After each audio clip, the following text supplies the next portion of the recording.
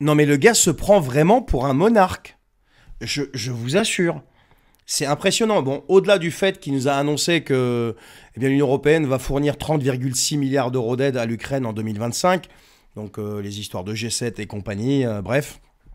Bon, la France prendra sa part quand même, hein. Étant donné qu'on est contributeur à 20%, eh bien, bah, ça sera 20%. Bah, c'est comme ça, à peu près, hein.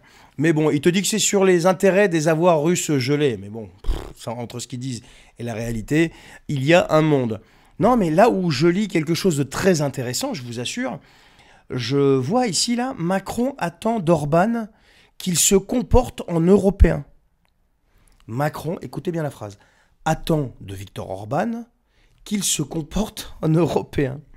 Non mais, Viktor Orban, déjà, il est plus vieux que toi. Déjà, Viktor Orban, tu vas le respecter.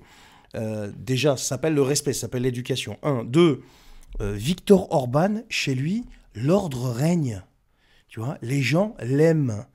Les gens le plébiscitent à chaque élection. Et donc, il se comporte déjà en patriote, tu vois, en patriote de son propre pays. Toi, c'est carrément le contraire. Donc, tu es qui pour attendre de M. Orban qu'il se comporte de telle manière ou de telle manière, en européen ou je sais pas quoi. Non, mais le gars se prend pour un monarque. Je vous le dis, c'est un monarque, ça y est. Il se prend pour l'impérator d'Europe. D'ailleurs, allez écouter ce que disait Philippe de Villiers. Il disait que, en fait, il avait bien l'intention de, tu vois, de présider, d'être le premier président des futurs États-Unis d'Europe. Donc ça, c'est un de ses fantasmes.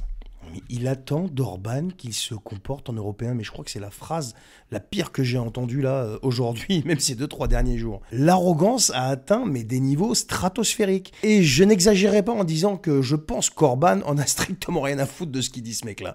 Regarde bien. La France, sous notre monarque, là, c'est un chef-d'œuvre d'auto-sabotage. Bon, tu te souviens de ce fameux plan de 800 milliards, et là, il y a 150 milliards d'euros de prêts, ça y est, hein, qui vient de se mettre en place. Donc, c'est un prêt européen censé renforcer la défense de l'Europe. Et devine quoi? D'ores et déjà, l'Allemagne exige que cet argent puisse financer du matériel militaire américain. Oui, américain. Alors qu'on a Dassault, qu'on a Nexter, qu'on a Naval Group, des industries capables de tout produire en France et en Europe. Non, on va gaver les usines américaines. Et ça vient de qui? De nos partenaires, l'Allemagne, pendant que nos propres entreprises crèvent la dalle. C'est un suicide économique, stratégique et militaire. Et Macron, qu'est-ce qu'il fait? Il désapprouve. Ah, il est fâché, le pauvre monarque, hein. Ben oui, mais comme d'habitude, il va ouvrir sa grande bouche pour faire semblant avant de se coucher devant Berlin et Bruxelles. Comme toujours, c'est comme ça. Donc, ils nous ont bassinés, là. Oui, l'autonomie européenne, je sais pas quoi, on va se fournir chez les Américains qui nous ont lâchés. Non mais c'est pas beau ça? Et qu'est-ce qu'il va faire? Il fait semblant de désapprouver et il va se coucher. C'est les États-Unis qui mènent la danse. Ils ont beau dire Trump, Musk, je sais pas quoi. Vous vous couchez tout le temps, les gars. C'est comme ça, parce que vous ne tenez rien. Vous faites semblant, mais en fait, vous savez que vous n'avez rien entre les mains. Comme disait Trump, tu n'as pas les cartes en main, mon pote. Les États-Unis dictent leurs ordres, l'Allemagne relaie et Macron exécute. L'Europe est censée être une puissance indépendante, il paraît. Mais non, non, non, c'est juste une succursale du Pentagone. Et là, on vient de le voir encore aujourd'hui. À peine ils ont sorti les 150 milliards de prêts que l'Allemagne exige que tout soit dépensé aux États-Unis. Mais c'est une blague. À ce stade, les amis, mais c'est magnifique, c'est plus de l'incompétence là. On est sur de la trahison pure et simple. Mais on est sur de la trahison pure et simple. 150 milliards d'emprunts européens, ça va être dépensé aux États-Unis alors qu'on a des fleurons industriels. Ben ouais, mais c'est comme ça. Alors moi, je suis curieux d'entendre là, tu sais, tous les types là qui se sont sentis pousser des ailes de patriotes il y a pas très longtemps. Qu'est-ce que vous nous dites, les gars, là? Alors, c'est du patriotisme, ça c'est quoi? Comment ça se passe? Comment on qualifie ça là en fait? C'est les mêmes là qui viennent nous parler là de souveraineté européenne. La souveraineté, c'est d'avoir une industrie de défense forte normalement, hein, et pas de remplir les caisses de Lockheed Martin, de Raytheon ou je sais pas qui d'autre avec l'argent des Européens. Mais bon, visiblement, notre monarque préfère quand même baisser son froc que de défendre la France. Mais ça, c'est devenu une habitude, puisque avant même qu'il devienne monarque, il avait l'habitude de le faire en vendant, par exemple, les turbines, etc., Alstom, machin, enfin, tous les fleurons industriels qu'il a pu brader pendant ce temps-là. Voilà. Je vous avais dit que, vous allez voir, on n'était pas au bout de nos surprises. Alors, c'est pas une surprise, parce que c'est une habitude avec lui, mais ce n'est que le début. c'était 800 milliards. Hein. Là, on a débloqué que 150. Enfin, ils se sont mis d'accord sur 150 milliards d'emprunts européens. Donc, la suite arrive. Allez, ça va être croustillant. La défense européenne, vous savez, l'autonomie stratégique européenne. Non, mais c'est un truc de fou. Les États-Unis nous lâchent. On veut mettre en place une autonomie stratégique. Je vous avais dit que c'était fantoche, hein, que ça n'a jamais marché, ça ne marchera jamais. Et on est tellement dans l'autonomie stratégique qu'on va aller commander du matériel militaire aux gens qui nous ont lâchés et qui nous ont foutus dans cette mouise. C'est pas beau ça? On a des génies, je vous assure.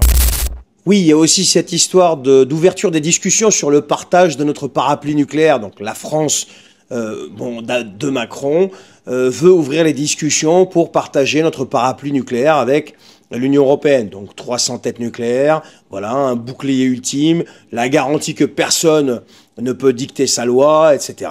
Bon, bref, que personne ne peut menacer l'Europe. Et si quelqu'un menace l'Europe, eh bien la France pourrait répliquer. Voilà. Sauf que, après qu'il y ait eu, comment il s'appelle, Monsieur Fico, donc le Slovaque, qui a dit à Macron, j'en veux pas ton truc. Là, maintenant, on a Tusk. Tusk, c'est le Polonais. Lui, il a été encore plus loin. Tusk a lâché une bombe, sans mauvais jeu de mots. Il veut être certain que si Macron partage notre dissuasion nucléaire, donc avec l'Union européenne, il aura son mot à dire sur son utilisation. Non mais alors le mec, lui, il est trop fort. Autrement dit, il veut le doigt sur le bouton. C'est-à-dire que c'est lui qui veut décider s'il frappe avec notre force nucléaire ou pas. Et ça confirme ce que beaucoup redoutaient. Macron, la protection de la France, c'est pas du tout sa priorité. Lui, il veut plutôt diluer notre force nucléaire dans l'Union européenne. Ça date pas d'aujourd'hui, c'est un vieux projet européiste qui date depuis des années, un vieux rêve allemand de contrôler la force de frappe française. Et il serait sur le point quand même de faire un cadeau monumental aux Américains si jamais il fait un truc pareil, qui verront Bruxelles, en fait, gérer nos missiles. Et étant donné que Bruxelles exécute à la lettre ce que lui disent les États-Unis, voilà. Imagine un petit peu la scène quand même des pays comme la Pologne, la Lettonie ou l'Estonie qui décident d'une frappe nucléaire avec notre arsenal, qui veulent jouer les cow-boys avec notre force de dissuasion, pendant que la France se retrouve, elle, ligotée. Mais c'est du pur délire, mais c'est de la haute trahison, mais comment on peut imaginer un truc pareil? Que fait la classe politique française?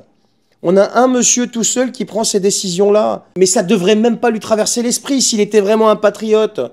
Il joue le patriote à la télé, mais à Bruxelles, il négocie déjà l'abandon de ce qui fait de nous une puissance souveraine. Mais qu'est-ce qu'il faut comme preuve de plus que ce type travaille contre la France? Qu'est-ce qu'il faut? Je sais pas. Il en faut combien encore pour que les gens se réveillent? Je sais pas, moi, ça me dépasse complet. C'est tellement logique. Et comment tu peux ne serait-ce que penser à partager notre puissance nucléaire avec le reste de l'Europe? Mais ça me dépasse. Je sais pas vous, mais dites-moi, mais moi, ça me dépasse.